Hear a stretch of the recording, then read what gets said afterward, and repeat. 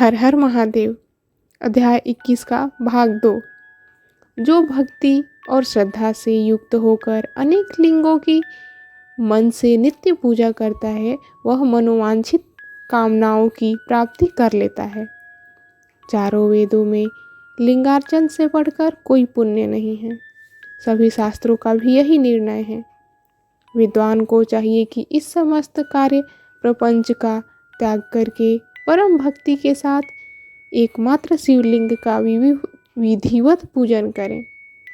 केवल शिवलिंग की पूजा हो जाने पर समग्र चराचर जगत की पूजा हो जाती है। संसार सागर में डूबे हुए लोगों के तरने का अन्य कोई भी साधन नहीं है। अज्ञान रूपी अंधकार से अंधे हुए और विषय वासनाओं से आसक्त चित्त वाले लोगों के लिए इस जगत में लिंगार्चन के अतिरिक्त अन्य कोई नौका नहीं है।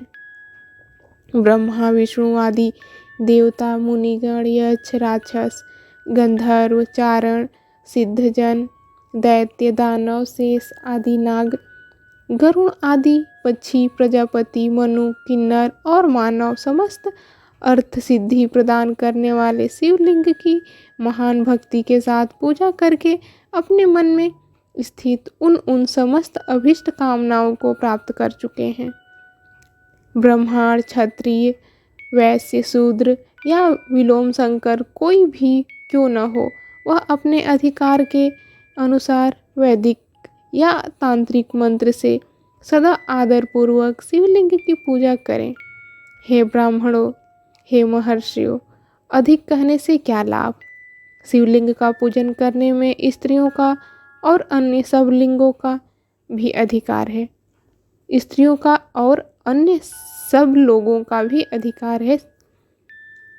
द्विजों के लिए वैदिक पद्धति से ही शिवलिंग की पूजा श्रेष्ठ है, लेकिन अन्य लोगों के लिए वैदिक मार्ग से पूजा करने की सम्मति नहीं है। वेदज्ञ द्विजों को वैदिक मार्ग से ही पूजन करना चाहिए, अन्य मार्ग से नहीं। यह भगवान शिव का कथन है।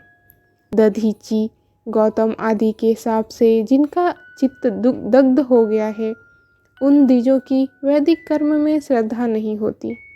जो मनुष्य वेदों और स्मृतियों में कहे हुए सत्कर्मों की अवहेलना करके दूसरे कर्मों को करने लगता है, उसका मनोरथ कभी सफल नहीं होता।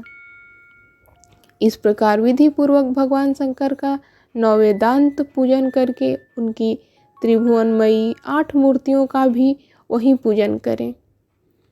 पृथ्वी, जल, अग्नि, वायु, आकाश, सूर्य, चंद्रमा तथा यजमान, ये भगवान शंकर की 8 मूर्तियां कही गई हैं।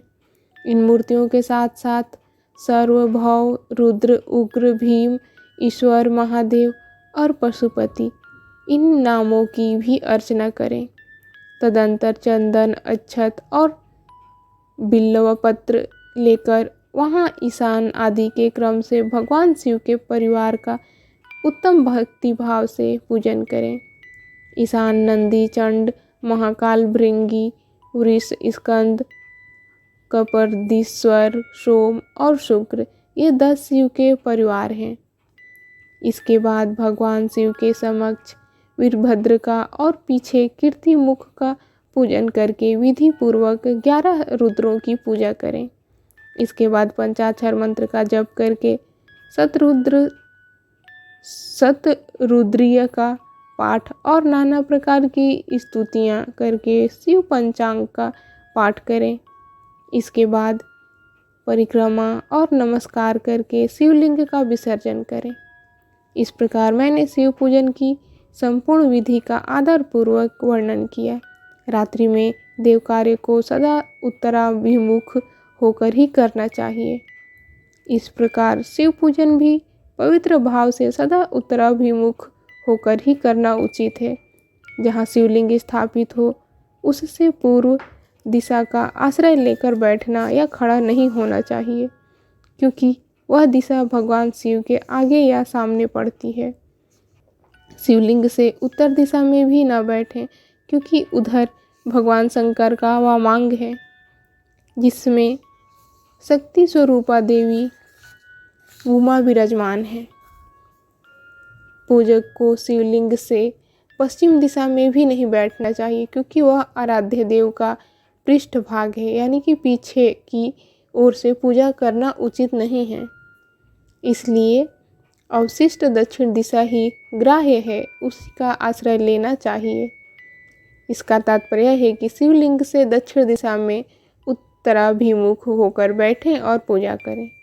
विद्वान पुरुष को चाहिए कि वह बिना भस्म का त्रिपुंड लगाए, बिना रुद्राक्ष की माला धारण किए और बिल्व पत्र का बिना संग्रह किए भगवान शंकर की पूजा न करें।